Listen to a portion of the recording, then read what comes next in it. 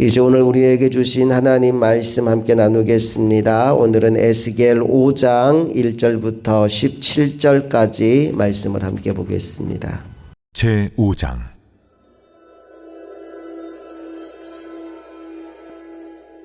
너 인자야, 너는 날카로운 칼을 가져다가 삭도로 삼아 내 머리털과 수염을 깎아서 저울로 달아 나누어 두라. 그 성읍을 에워싸는 날이 차거든 너는 터럭 3분의 1은 성읍 안에서 불사르고 3분의 1은 성읍 사방에서 칼로 치고 또 3분의 1은 바람에 흩어라. 내가 그 뒤를 따라 칼을 빼리라. 너는 터럭 중에서 조금을 내 옷자락에 싸고 또 그 가운데에서 얼마를 불에 던져 사르라. 그 속에서 불이 이스라엘 온 족속에게로 나오리라. 주 여호와께서 이와 같이 이르시되 이것이 곧 예루살렘이라. 내가 그를 이방인 가운데에 두어 나라들이 둘러있게 하였거늘 그가 내 규례를 거슬러서 이방인보다 악을 더 행하며 내 율례도 그리함이 그를 둘러있는 나라들보다 더하니 이는 그들이 내 규례를 버리고 내 율례를 행하지 아니하였음이니라. 그러므로 나 주 여호와가 말하노라.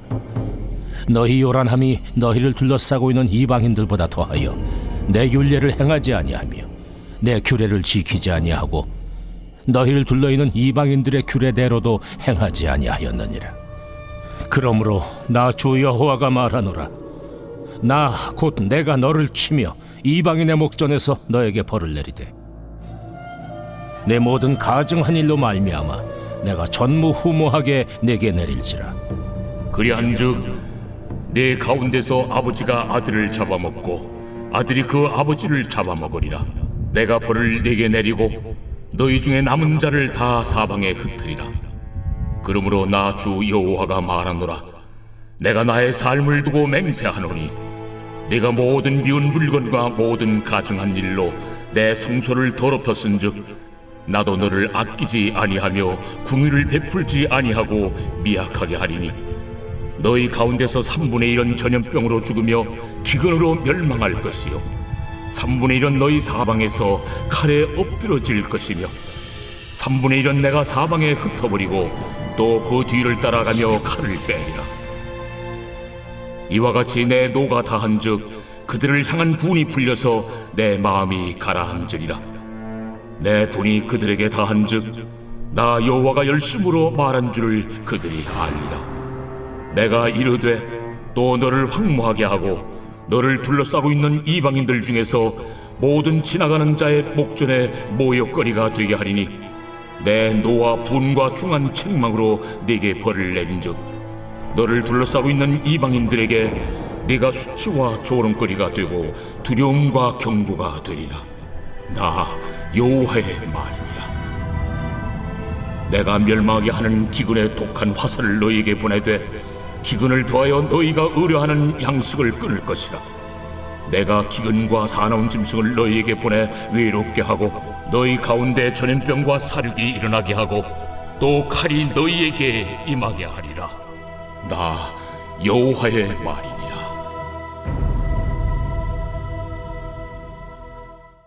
하나님이 에스겔을 하나님의 종으로 쓰고 말씀을 전하게 하실 때 에스겔은 좀 특별하게 부름을 받은 것 같아요. 말로 메시지를 선포하는 것이 아니라 그의 몸과 그의 행동을 통해서 메시지를 전합니다.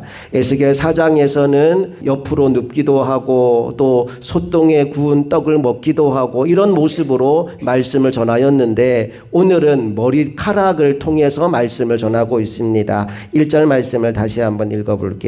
시작. 너 인자야, 너는 날카로운 칼을 가져다가 삭도로 삼아 내 머리털과 수염을 깎아서 저울로 달아 나누어 두라. 머리털과 수염을 날카로운 칼로 깎아서 저울로 달아서 나누라고 말합니다. 모두 셋으로 나누게 되는데 셋으로 나눈 이후에 특별한 행동을 하게 되지요. 2절 말씀 읽어봅니다. 시작. 그 성읍을 에워싸는 날이 차거든 너는 터럭 3분의 1은 성읍 안에서 불사르고 3분의 1은 성읍 사방에서 칼로 치고 또 3분의 1은 바람에 흩으라. 내가 그 뒤를 따라 칼을 빼리라. 3분의 1은 불사르고 3분의 1은 칼로 치고 나머지 3분의 1은 바람에 흩어버리라 라고 말합니다. 도대체 이게 뭘 의미하는가 싶은 생각이 드는데 하나님이 그 다음에 이어지는 말씀을 통해서 설명을 덧붙여요. 먼저 네가 자른 그 머리털은 바로 이스라엘 백성이다라는 말씀을 주시는데 5절 말씀 읽어봅니다. 시작. 주 여호와께서 이와 같이 이르시되 이것이 곧 예루살렘이라. 내가 그를 이방인 가운데 두어 나라들을 둘러 있게 하였거늘. 네가 지금 자른 그 머리털과 수염은 바로 예루살렘이라. 내가 택한 이스라엘 백성이다 라고 말합니다. 그런데 문제는 뭐냐 하면 내가 택한 그 백성이 나의 말에 순종하지 않았다는 거죠. 나의 말을 거역하고 불순종의 길을 갔다는 겁니다. 8절 9절 말씀 읽어볼게요. 시작. 그러므로 나 여호와가 말하노라. 나 곧 내가 너를 치며 이방인의 목전에서 너에게 벌을 내리되 내 모든 가증한 일로 말미암아 내가 전무후무하게 내게 내릴지라. 내가 너를 나의 백성으로 택하였는데 너희가 나의 말을 버리고 가증한 일을 행하였기 때문에 나의 벌이 너에게 임하게 되는 것이다 라고 말씀합니다. 그리고는 아까 보여준 그것 3분의 1은 불사르고 3분의 1은 칼로 치고 또 3분의 1은 바람에 흩어버리라고 한 것이 무엇인지를 12절에서 설명해 주고 있는데요. 또 12절 말씀 읽어봅니다. 시작. 너희 가운데에서 3분의 1은 전염병으로 죽으며 기근으로 멸망할 것이요 3분의 1은 너희 사방에서 칼에 엎드러질 것이며 3분의 1은 내가 사방에 흩어버리고 또 그 뒤를 따라가며 칼을 빼리라. 불사름을 당한 3분의 1은 전염병과 기근으로 인해 죽을 사람들을 의미하고 칼은 칼로 인해 멸망당할 사람들, 그리고 바람은 흩어져서 멸망당할 사람들을 의미한다라고 말씀합니다. 여러분, 이 무서운 장면들을 통해서 하나님이 우리에게 알려주고 싶은 메시지가 뭘까요? 첫 번째 메시지는 하나님은 사랑의 하나님이시지만 동시에 공의의 하나님이시다라는 것을 우리에게 알게 합니다.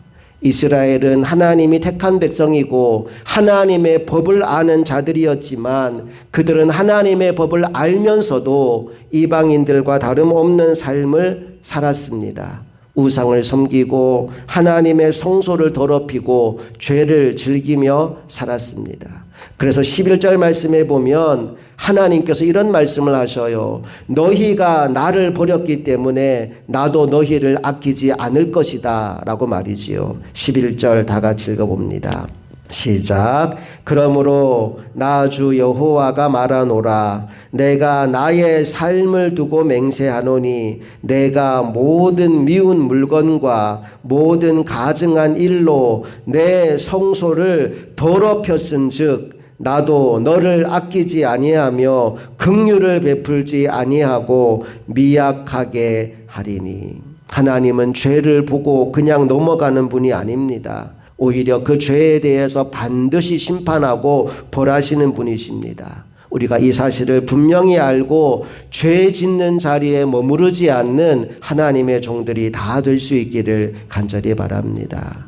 그런가 하면 또 하나 하나님께서 오늘의 본문을 통해 우리에게 주는 메시지가 있어요. 그게 뭐냐 하면 하나님은 심판 중에도 남은 자를 두신다라는 사실입니다. 3절 말씀을 같이 읽어볼게요.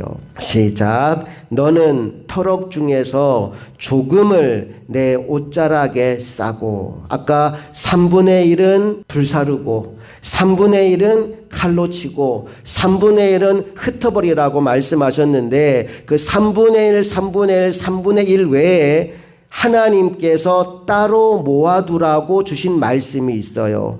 너는 터럭 중에서 조금을 내 옷자락에 싸라 말씀합니다.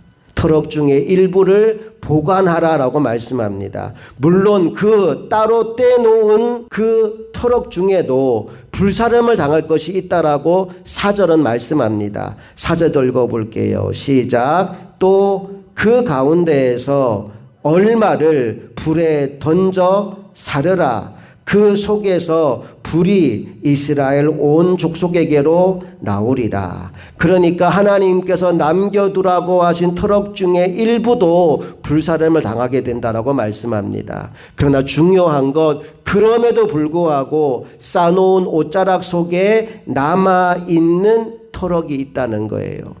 비록 소수일지라도 하나님께서 남겨놓은 자들이 있다는 것이고, 하나님은 그 남은 자들을 통하여서 새 역사를 써내려 가신다는 것을 우리에게 알게 해주시는 내용입니다. 오늘 이 본문을 통해 우리가 3가지 교훈을 마음에 붙잡았으면 좋겠습니다. 첫 번째 교훈은 하나님의 말씀을 가볍게 여기지 말자는 겁니다. 하나님이 예루살렘을 택하시고 그들에게 말씀을 주셨는데 그들이 하나님의 말씀을 가볍게 여깁니다. 그리고 세상의 풍조를 따라갑니다. 그것이 그들이 멸망당하게 된 이유였습니다. 저와 여러분은 하나님의 말씀을 가볍게 여기지 않고 그 말씀을 소중히 여기며 그 말씀을 따라 살아가는 하나님의 종들이 되기를 간절히 바랍니다. 두 번째로 우리에게 주는 교훈은, 때로 우리가 잘못하여 하나님의 심판이 우리에게 임할 때가 있어요. 그때 우리는 그 심판을 두려워만 하고 있을 것이 아니라 회개하고 하나님께로 돌아가는 믿음의 종들이 되기를 간절히 바랍니다. 매를 드는 부모의 마음에 아픔이 있어요. 이스라엘 백성을 심판하는 하나님의 마음에도 아픔이 있어요. 매를 들지만 하나님이 간절히 원하는 것은 그들이 회개하여 다시 하나님께로 돌아오는 것입니다. 우리 인생 가운데 때로 고난과 역경과 어려움이 다가올 때 우리가 그 고난 때문에 하나님과 멀어지는 것이 아니라 오히려 하나님께 더 가까이 나아가는 믿음의 종들이 되기를 간절히 소망합니다. 그런가 하면 세 번째 우리가 붙잡아야 될 교훈은 하나님이 우리를 어떤 존재로 불렀는지를 알아야 된다는 사실입니다. 이 어두운 시대에 하나님은 우리를 남은 자로 부르셨습니다. 옷자락에 싸놓은 얼마 안 되는 터럭과 같이 하나님은 우리를 하나님의 사람으로, 하나님의 새 역사를 전해가는 일꾼으로 우리를 불러주신 것입니다. 내가 남은 자라는 그 사실을 기억하고 하나님께서 끝까지 나를 통해 놀라운 일을 펼쳐갈 수 있도록 하나님의 품 안에 머무르는 믿음의 종들이 다 될 수 있기를 간절히 축복합니다. 함께 기도하겠습니다. 좋으신 아버지 하나님, 하나님은 이스라엘 백성을 선택하시고 그들에게 구원과 생명의 말씀을 맡겨주셨습니다. 그런데 그들이 그 말씀을 가볍게 여기고 세상 사람과 똑같이 죄짓고 우상 숭배하며 살아갈 때 하나님은 그 모습을 참아보지 못하여 그들에게 심판을 내릴 수밖에 없었습니다. 그러나 그 심판 가운데서도 하나님이 간절히 원하는 것은 그들이 회개하여 돌아오는 것이었고, 하나님께서 남겨준 그 남은 자들을 통하여서 새 역사를 써내려가는 것이 하나님의 뜻이었습니다. 이제 우리가 그 말씀을 우리 마음에 새기고 믿음으로 승리하는 하나님의 종들이 되기를 원합니다. 어찌하든지 죄를 멀리하고 하나님께 가까이 나아가는 인생이 되게 하여 주시고, 하나님의 말씀에 날마다 순종함으로 남은 자의 삶을 살아가는 믿음의 종들 되게 하여 주옵소서. 이 하루의 삶을 주님께 의탁합니다. 한 걸음 한 걸음 주 예수와 동행하며 하나님이 인도하는 믿음의 길을 잘 걸어가는 우리 모두가 되기를 간절히 소망하고 우리 주 예수 그리스도의 이름으로 기도합니다. 아멘.